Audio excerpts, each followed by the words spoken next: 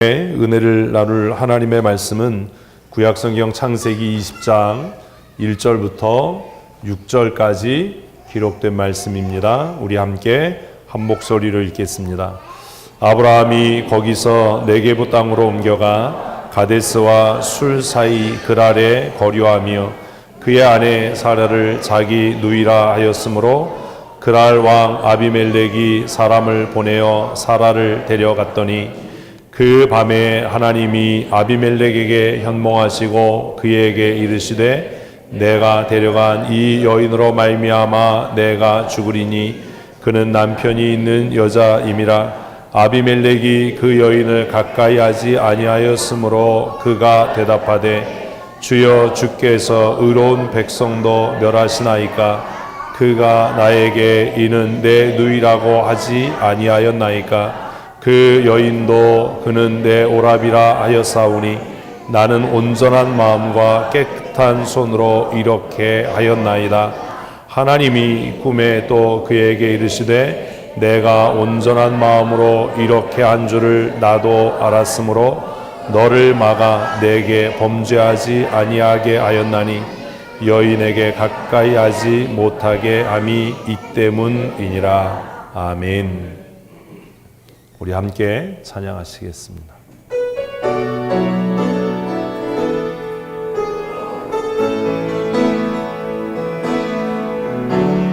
주여 우린 연약합니다. 우린 오늘을 힘겨워합니다. 주 뜻 이루며 살기엔 부족합니다. 우린 연약합니다. 주여 우린 넘어집니다.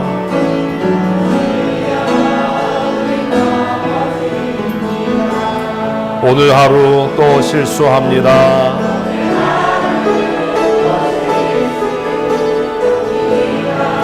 주의 긍휼을 구하는 죄인입니다. 우리 주만 바라봅니다. 한없는 주님의 은혜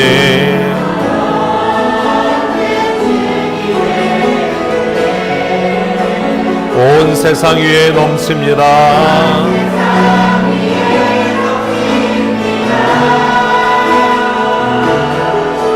가릴 수 없는 주여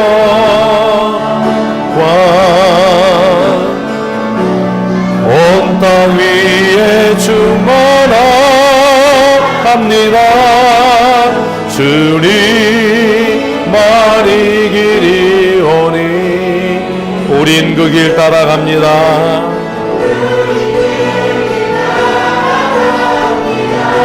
그날에 우리를 이루실 그날에 우리를 이루실 주는 완전합니다. 그날에 우리를 이루실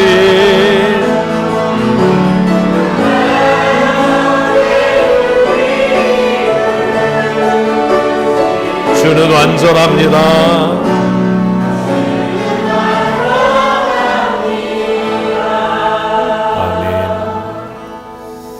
옆에 분과 인사하십시다. 하나님은 신실하십니다.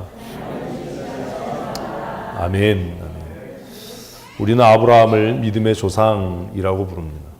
그래서 때때로 그런 실수를 적지 않게 합니다. 아브라함의 믿음을 본받자, 아브라함을 본받는 삶을 살자, 아브라함의 믿음과 신앙을 따르자라는 그런 이야기들을 하고 또 그렇게 가르치기도 하는데 사실 그것이 어찌 보면 잘못된 가르침이고 또 실수인 것이지요.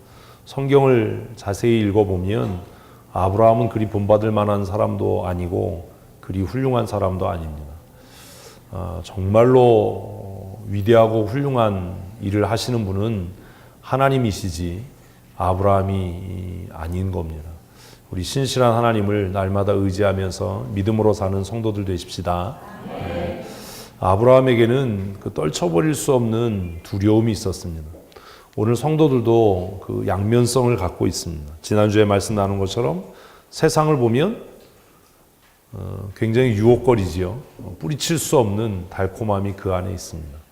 세상 사람들의 삶은 너무 멋져 보이고 또 즐거워 보이기까지 합니다.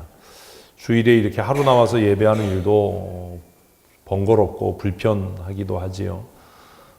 그래서 점점 이제 수요 기도회나 금요 기도회에도 잘 모이지 않습니다. 예전에는 있을 수도 없었던 일, 교회 중직자들도 수요 기도회, 금요 기도회에 안 나오는 것을 부끄러워하거나 두려워하지 않는 시대가 됐습니다. 예전 같으면 있을 수도 없는 일이지요. 만일 제가 어렸을 때 한 몇십 년 전만 해도 집사, 권사, 장로가 수요 기도에 안 나온다, 주일 저녁 찬양 예배 안 나온다, 금요 기도에 안 나온다 이러면 교회가 뒤집어질 일인 거예요.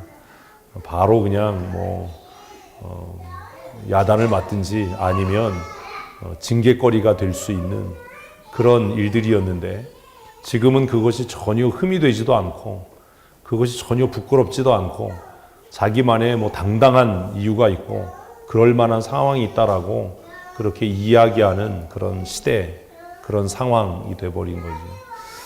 세상은 오늘 믿는 사람들에게 너무나 큰 유혹거리입니다. 특별히 청년들에게 더 그렇지요. 그래서 세상을 본받고 싶기도 하고 세상에 속해서 따라가고 싶다가도 또 세상을 보면서 한편 마음에 두려움이 있습니다. 너 조용히 안 해? 너 이따 예배 끝나고 목사님 좀 만나. 너 오늘은 좀 맞아야 되겠다. 정신이 하나도 없어요. 저도 정신이 없는데 여러분은 얼마나 정신이 없으시겠어요. 아브라함의 마음에 그 벗어낼 수 없는 두려움이 있었어요. 그게 뭐냐 하면 창세기 12장에 보면 아브라함이 하나님 앞에 부름을 받았을 때 그의 마음에 가장 강력한 두려움 중에 하나는 바로 이것이었습니다. 우리 12장 13절 한번 읽어보십시다. 원하건대 그대는 나의 누이라 하라. 그러면 내가 그대로 말미암아 안전하고 내 목숨이 그대로 말미암아 보존되리라 하니라. 아멘. 우리 교회는 이런 걱정을 할 남편들이 없어서 참 다행이에요. 무슨 말인지 이해를 못 하시죠? 사라는 정말 아름다운 여인이었던 것 같아요. 그래서 그가 얼마나 아름다웠는지 아브라함이 하나님의 부름을 받아서 갈대아 우루 자신의 친척 본토 아버지 집을 떠나서 가나안을 향해서 여정을 시작하면서 있었던 일입니다. 애굽에 도착했을 때 아브라함의 마음에 한 가지 두려움이 있었습니다. 그의 아내가 너무나 아름다워서 그 땅의 사람들이 자신을 죽이고 자신의 아내를 빼앗을 것 같은 두려움이 있었습니다. 그래서 그는 그 사라와 언약을 맺지요. 이제 어디로 가든지 당신은 나의 누이라고 해라. 그래서 사람들이 당신의 아름다움 때문에 나를 살해하고 당신을 빼앗는 일을 미연에 방지하자. 우리 교회 남자들은 얼마나 감사해야 될 일이에요. 그죠? 이런 일이 우리는 전혀 일생에 경험될 수도 없고 이런 게 고민되지도 않는, 그러니 얼마나 감사해요. 아름다운 아내를 갖고 있다는 건 큰 염려이기도 하고 근심이기도 한 겁니다. 그래서 그렇게 약속을 합니다. 그리고 여행을 하지요. 근데 이때에도 하나님께서 그의 아내 사례를 애굽 바로의 왕의 손에서 건지셨습니다. 그런데 여전히 그 12장부터 시작해서 여러 상황들을 경험하고 여러 상황들을 거치고 극복한 이후에도 아브라함의 마음에는 여전히 떨쳐버릴 수 없는 자신의 생명을 위협하는 것에 대한 두려움이 여전히 있었습니다. 그래서 20장, 12장부터 시작해서 20장 하면 장수로는 몇 장 안 되지만 시간적으로는 25년이라고 한 긴 시간이 지난 이후에도 아브라함은 여전히 두려웠어요. 그래서 똑같은 일을 또 합니다. 오늘 본문의 5절 말씀 읽어보십시다.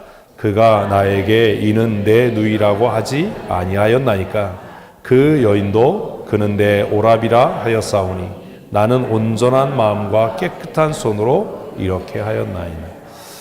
저는 사실 이 대목이 잘 이해가 가지 않고 납득이 되지 않습니다. 왜냐하면 이때 아브라함의 나이가 99세였고요. 사라의 나이는 80을 훌쩍 넘긴 상황이었기 때문입니다. 80을 넘긴 여인. 우리로 하면 할머니. 근데 그 여인은 아직도 어떻게 보였다고요? 아름답고 매력적이었어요. 누가 보기에도, 왕이 보기에도. 그 왕궁에 얼마나 아름다운 여인들이 많았겠어요. 전국의 아름다운 여인들을 다 자신의 아내로 맞이했던 그 아비멜렉의 눈에, 왕의 눈에, 아비멜렉이라는 말은 왕이라는 말이거든요. 바로하고 같은 말이죠. 사라는 너무 매력적인 여인이었어요. 너무 아름다운 여인이었어요. 그래서 그가 사람을 보내서 그 아브라함의 아내였던 사라를 왕궁으로 불러들여서 자신의 아내를 삼았던 거죠. 저는 이 말씀이 잘 이해가 안 가요. 80 넘은 할머니가 너무나 매력적이어서 왕도 그것을 어떻게 주체하지 못해서 그 여인을 왕궁으로 불러들일 수밖에 없는 그런 상황이었다라고 하는 것이 이해가 안 갑니다. 아브라함이 이해가 안 가는 건 두 번째 문제고, 저는 사실 아비멜렉이 이해가 잘 안 갑니다. 그 사람 취향이 참 독특했었나, 참 희한한 사람이다 라는 생각을 하지만 그 여인이 얼마나 아름다웠길래 이런 일이 있었을까. 그리고 두 번째로는 어떻게 아브라함은 그렇게 많은 하나님의 역사하심, 하나님께서 그에게 보이셨던 여러 가지 표적들을 경험하고 난 이후에도 이렇게 어이없는 일을 할 수 있었을까? 어떻게 그럴 수 있었을까? 하나님께서 행하셨던 놀라운 표적들을 이미 여러 번 경험했지요? 그죠? 하나님께서 그에게 나타나셔서 계속해서 언약을 갱신하시고 새 언약을 그에게 주시고 하는 일들을 경험합니다. 그런데 무엇이 지금 아브라함에게 이와 같이 어처구니 없는 일을 하게 했을까요? 한번 생각해 보세요. 뭐가 그랬을까요?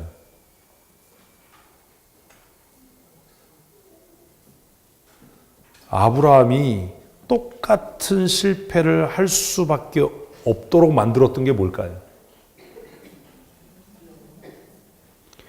이걸 고민하는 게 왜 이렇게 중요하냐면, 그때나 지금이나 시대는 변했어도 원리는 변하지 않기 때문이에요. 아브라함을 하나님의 약속에서부터 떠나게 하고 내년 이맘때에 내가 사라를 통해서 아들을 낳을 거야 라고 하는 약속을 받았음에도 불구하고 그 약속, 그 하나님의 언약을 명확하게 그가 알고 있음에도 불구하고 그의 아내를 왕의 아내로 내어놓는 이 어처구니 없는 일을 하도록 했던 원인이 뭡니까?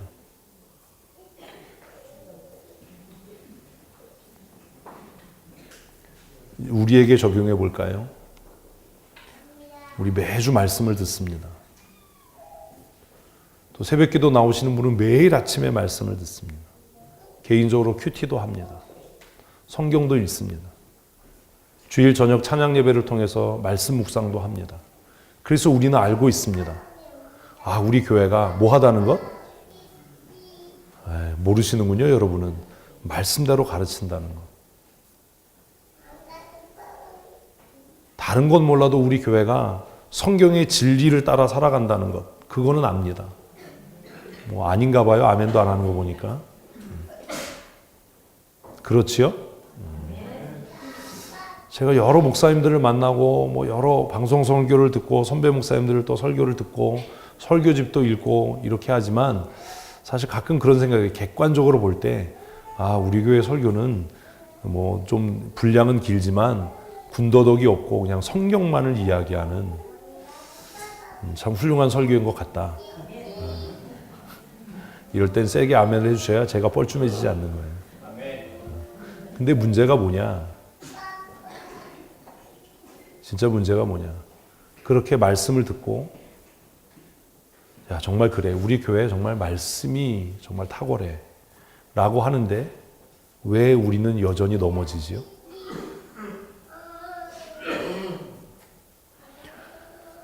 제가 어려서, 지금도 뭐 어리지만 30대, 우리 교회 처음 부임할 40대에는 그렇게 생각했어요. 말씀만 탁월하면 교회는 그냥 부흥할 거야. 그냥 죽어라고 성경 가르치면 교회는 그냥 자연스럽게 부흥할 거야. 7년 동안을 신학 공부를 하고 설교학에 대한, 성경 해석학에 대한, 교회 성장에 대한 여러 공부를 하고 나서, 교회사를 공부하고 나서 제가 목회학 박사 과정을 하면서도 설교가 교회 부흥에 미치는 영향이었어요. 논문 제목이. 교회사를 봐도 강단이 깨어있고 설교가 살아있을 때는 교회들이 부흥했어요. 그래서 순진하게 제가 그렇게 믿었어요. 40대만 해도, 우리 교회 처음 부임할 때만 해도. 다른 건 다 포기하더라도 뭐만 잘하면, 말씀만 잘 가르치면, 정말 성경을 탁월하게 가르치면. 근데 우리 교회 와서 1년, 2년, 3년, 4년 이렇게 지나고 이제 10년이잖아요. 그게 꺾여가는 겁니다. 아, 아닌 것 같아. 왜 그게 안 될까요? 멀리서 생각하지 마세요. 여러분을 생각하시면 돼요.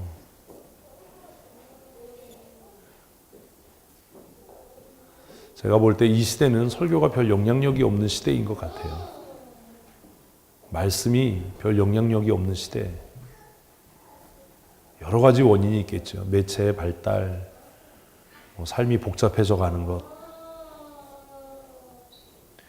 그래서 고민이 많아요. 아직도 제 마음 한켠에는 목사는 그냥 말씀에 목숨을 걸어야 돼. 그냥 말씀으로 승부를 해야 돼. 라고 하는 그 정말 순진하고 원론적인 생각이 있어요. 근데 시간이 가면서 한편 마음에서 무슨 생각이 드냐면, 한 사람, 두 사람을 통해서 상처를 받으면서 무슨 마음이 드냐면, 아, 정직하지 않더라도, 말씀대로 안 하더라도, 세상과 타협하더라도, 성경의 진리들을 좀 포기하더라도, 성도들이 원하는 것, 성도들이 듣고 싶어 하는 것, 교회를 세상의 조직처럼 조직화해가는 것, 이게 어쩌면 교회를 부흥시키는 일이 될 수도 있겠다 라는 아주 말도 안 되는 생각을 살살 하는 거죠.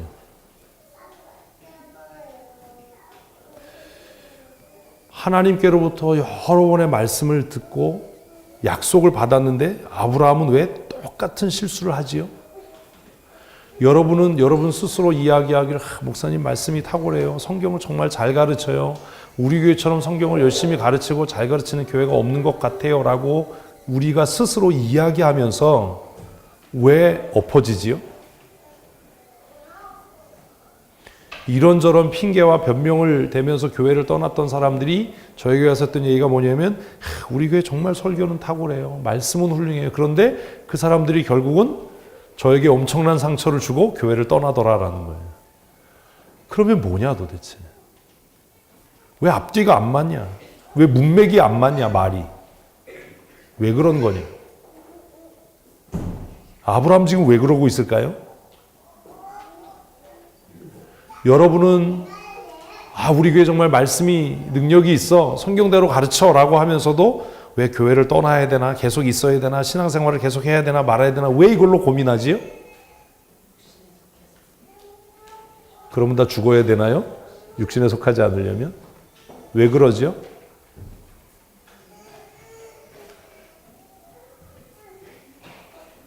저는 처음에 그렇게 생각했어요. 믿음이 없어서 그래. 저 사람 구원받지 못한 사람인가 봐. 인본주의자라서 그래. 근데 그 말이 맞긴 맞아요. 아브라함 지금 왜 이러고 있는 거죠? 뭐 때문에 이러는 거죠? 아브라함이 하나님의 약속을 받고 하나님의 언약을 받았음에도 불구하고 지금 자신의 아내를 남의 아내로 팔아 넘기게 했던 원인은 하나님을 믿지 않음도 아니고 하나님의 약속을 받지 않음도 아니고 하나님을 경험하지 못했음도 아니잖아요. 그러면 그가 이렇게 할 수밖에 없었던 가장 큰 원인이 뭡니까?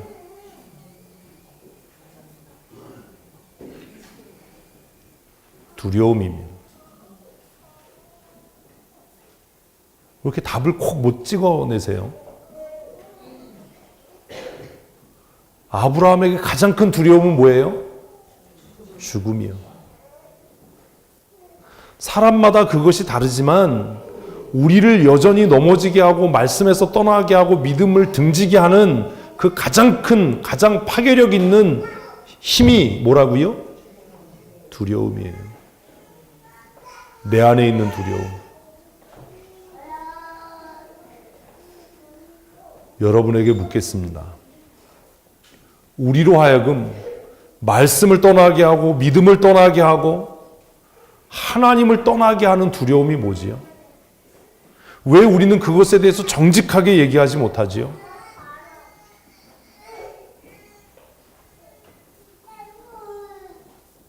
무엇이 우리를 두렵게 하지요?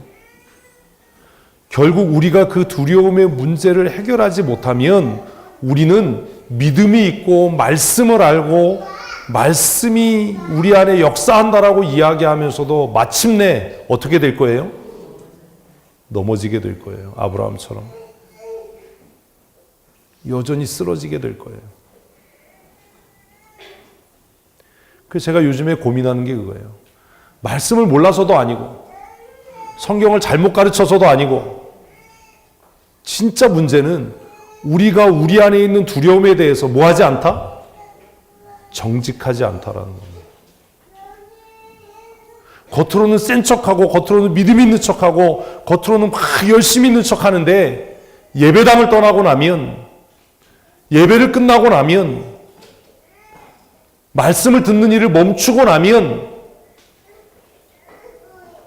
하나님의 말씀이 내 안에서 왕노릇하는 것이 아니라 무엇이요? 두려움이요. 아브라함처럼 죽으면 어떻게 하지? 가난해지면 어떻게 하지? 혼자 남으면 어떻게 하지? 따돌림 당하면 어떻게 하지? 경쟁에서 뒤처지면 어떻게 하지? 라고 하는 두려움들이 결국 우리로 하여금 이 길이 아닌 줄 알면서 이것이 하나님의 뜻이 아닌 줄 알면서 이것이 믿음의 방법이 아닌 줄을 알면서도 뭐하게 하는, 돌아서게 하는, 넘어지게 하는, 쓰러지게 하는 원인이 되는 것 아닙니까? 그럼 우리는 우리 자신에게 물어야 하는 겁니다. 창세기 20장의 말씀을 읽으면서 우리 자신에게 물어야 하는 겁니다. 뭘요? 너는 뭐가 두렵니? 여러분이 두려워하는 게 뭡니까? 여러분의 삶을 정말로 두렵게 하는 것이 무엇입니까? 제가 저를 생각해 봤어요. 나를 두렵게 하는 게 뭐지? 저는 뭐 죽는 거 별로 두렵지 않아요. 뭐 다치고 아픈 거 별로 두렵지 않아요. 병드는 거 그거 별로 뭐 두렵지 않아요. 제가 좀 깡다구가 세거든요.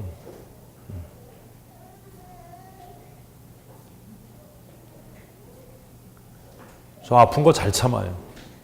힘든 것도 잘 참아요. 제가 이 본문 말씀을 이렇게 묵상하면서 고민해 봤어요. 나를 두렵게 하는 게 뭐지?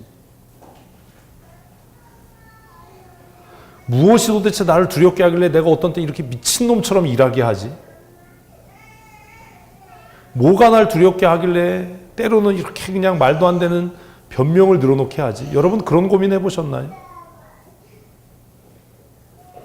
아브라함에게 있어서 지금 두려움이 뭐예요? 죽음이었어요. 아브라함에게는. 그래서 똑같은 상황에서 똑같은 일을 반복하는 겁니다. 어떤 사람에게는 그것이 관계의 깨어짐, 자신의 무능함이 드러남, 가난해짐, 병듦, 죽음 다양할 수 있어요. 그러나 우리는 우리 자신에게 정직해야 하는 겁니다. 무엇이 나를 뭐 하게 하는가? 두렵게 하는가? 제가 생각해 보니까 제 마음에 저를 두렵게 하는 건 목회에 대한 거였어요. 한 주간 총회에 참석해서 이렇게 앉아 있으면서 오고 가는 동안에 먼 산 바라보고 저녁에 노트북 켜놓고 큐티하고 설교 준비하면서 내가 뭘 두려워하지? 나를 두렵게 하는 게 뭐지? 누구에게나 이 두려움의 문제는 다 존재하는 것 같습니다. 그래서 다시 생각해 봤어요. 나는 그게 왜 두렵지? 목회 실패하는 게 왜 두렵지? 여러분 죽는 게 왜 두려우세요? 죽는 거 별로 안 두려우신가 봐요? 죽는 게 왜 두려우세요? 제가 왜 죽는 거 안 두려워하는지 아세요? 저는 알아요. 뭘요? 저 죽으면 천국 갈 거 알아요. 그래서 별로 안 두려워해요. 어쩌면 빨리 죽었으면 좋겠다라는 생각도 해요. 요한계시록에 약속된 대로 눈물도 없고 다시는 사망도 없고 고통하는 것이나 애곡하는 것이 없는 그 나라에 갈 수 있으면 얼마나 좋을까. 빨리 죽었으면 좋겠다. 뭐 다치고 뭐 이런 것도 별로 안 두려워해요. 왜요? 저 잘 참으니까. 아까 말씀드렸잖아요. 정말 평생에 한번 다리 부러져 봤는데 무진장 아프더라고요. 잠이 안 올 정도로 아프더라고요. 퇴원하고 나서 첫 주에 설교하러 저 사택에서부터 여기까지 올라오는데 까무러치는 줄 알았어요. 근데 잘 버티고 잘 하더라고요. 그래서 내가 야 진짜 독하구나. 잘 참는구나. 그런데 왜 나는 목회에 실패하는 게 두렵지? 내가 생각하는 목회의 실패란 뭐지? 이런 고민을 한 주간 동안 했어요. 여러분은 뭐가 두려우세요?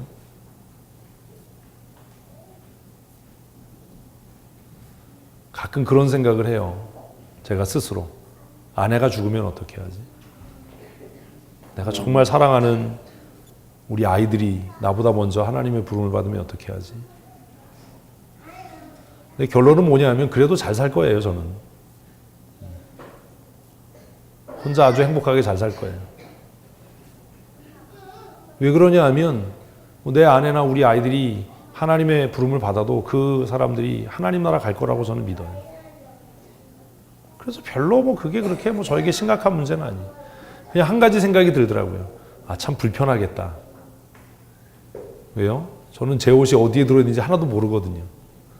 전 세탁기 쓰는 것도 모르거든요. 한동안은 참 불편하겠다. 한동안은 그냥 밥에 물 말아 먹겠지요. 그러다가 이제 요리도 늘겠지요. 무엇이 우리를 두렵게 하는지 우리는 그 두려움 앞에 어떨 수 있어야 된다고요? 정직할 수 있어야 돼. 괜히 센 척하지 말고. 정말 정직할 수 있어야 돼. 그래서 예전에는 체면 때문에 마음도 없이 열심히 있었던 적이 있었어요. 무슨 얘기인지 아세요? 목회가 실패하면 안 되니까 마음에도 없는 소리도 하고 정말 마음에도 없이 열심을 내고. 근데 요새는 좀 달라요. 힘들고 어려우면 안 해요, 이제. 왜요? 결국 이것도 누가 하실 거예요? 하나님께서 하실 거예요. 아브라함이 극복하지 못했던 한 가지, 우리가 여전히 극복하지 못하는 그 두려움의 문제가 우리를 결국 넘어지게 할 겁니다. 아브라함은 죽는 것이 두려웠습니다.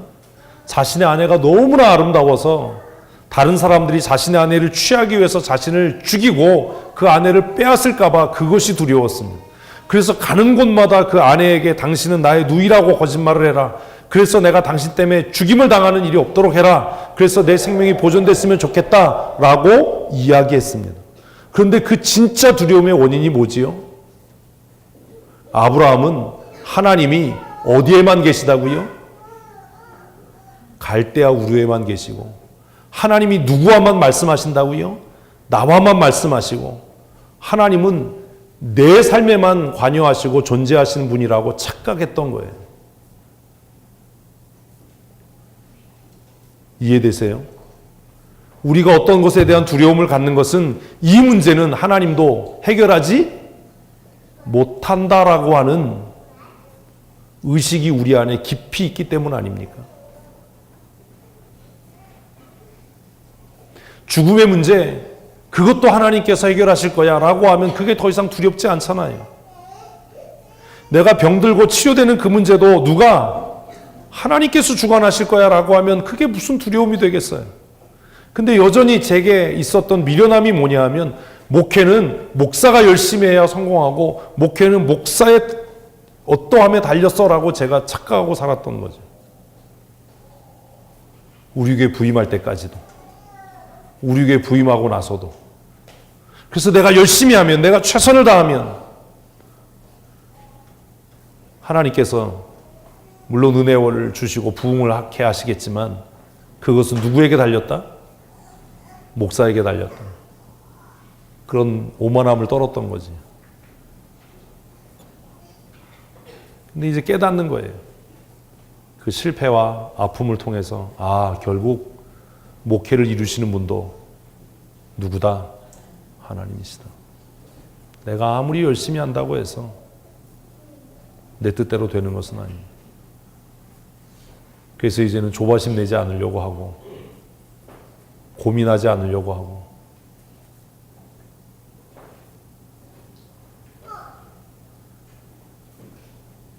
그래서 이사야 41장 정말 어려서부터 알고 있었던 이 말씀이 새로워지는 겁니다. 아브라함은 하나님이 내가 가시는 곳마다 계시지 않다라고 생각을 했어요.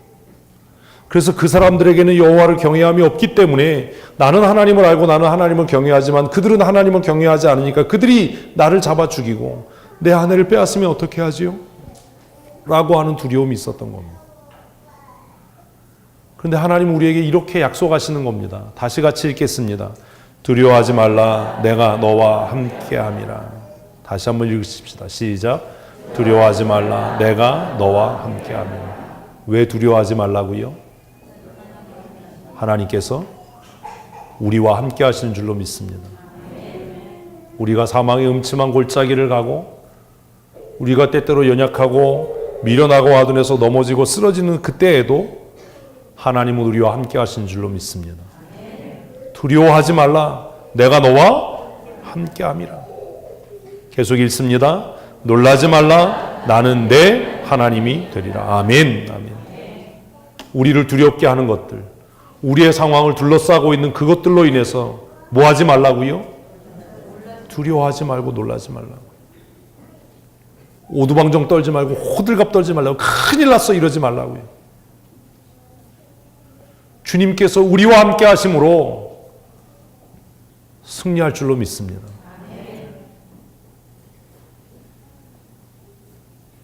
저는 그렇게 생각했어요. 말씀드린 것처럼. 목사가 열심히 안 하니까 그렇지. 최선을 다하면 되지. 왜 안 돼? 저는 제가 많이 변했다고 생각했는데 지난 몇 년을 돌아보면서 내가 별로 변한 게 없었구나 라는 회개를 했어요. 교회 건축에 대한 것들도 그렇게 생각해서 한 10억쯤 있으면 뭐 교회 건축 시작해도 되지. 근데 요즘에 생각이 바뀌었어요. 누가 해요?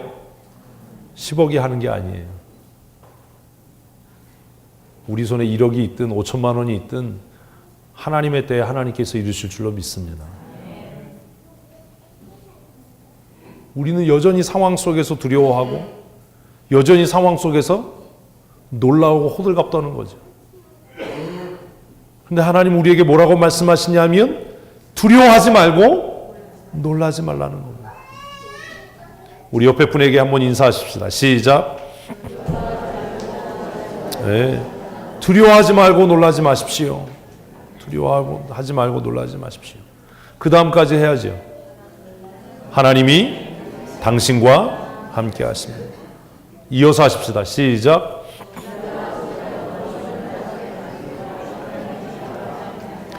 아멘. 하나님이 우리와 함께 하십니다.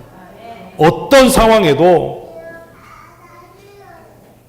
두려워하거나 놀라지 않는 믿음의 사람들이 되십시다. 계속해서 말씀하시지요. 같이 읽습니다. 내가 너를 굳세게 하리라. 참으로 너를 도와주리라. 참으로 나의 의로운 오른손으로 너를 붙들리라. 아멘. 아멘. 어떻게 해요? 하나님 어떻게 도우실 건데요? 어떻게 나를 굳세게 하실 건데요? 나는 지금 두려워 떨고 있고 고민하고 있고 나는 번민 가운데 빠져 있는데 하나님 어떻게 나를 굳세게 하시고 어떻게 나를 도우실 겁니까? 얼마나 하나님이 답답하시면 나의 의로운 오른손으로 너를 붙들겠다라고 말씀하셨을까? 고등학교 때부터 제가 외웠던 말씀입니다. 제가 고등학교 때 성경책 표지에 써놨던 말씀이었습니다. 성경을 머리로는 알고 있었는데 그것이 뭐가 되지 못했던 거예요? 삶이 되지 않았던 겁니다. 아브라함은 하나님의 약속을 받고 하나님의 음성을 듣고 소돔과 고모라가 하나님의 심판에 의해서 멸망당하는 것을 눈으로 보았음에도 불구하고 여전히 그건 남의 문제고 내 문제가 되니까 어땠어요? 두려워했어요. 여러분 우리 얼마나 악한 줄 아세요? 남의 집 자식이 저렇게 울면 인상 씁니다. 내 자식이 그러면요. 남의 집 자식이 예배당 돌아다니면 못 돌아게 다니고 맞고 야단칩니다. 그리고 부모 불러서 좀 애들 좀 단속하지 그럽니다. 내 자식이 그러면요.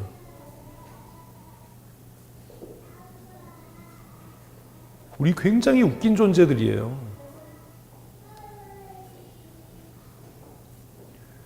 하나님께서 소돔과 고모라를 멸하시는 것을 보면서도 아브라함에겐 그게 무슨 일이에요? 남의 일이에요. 내 일이 아닌 거예요.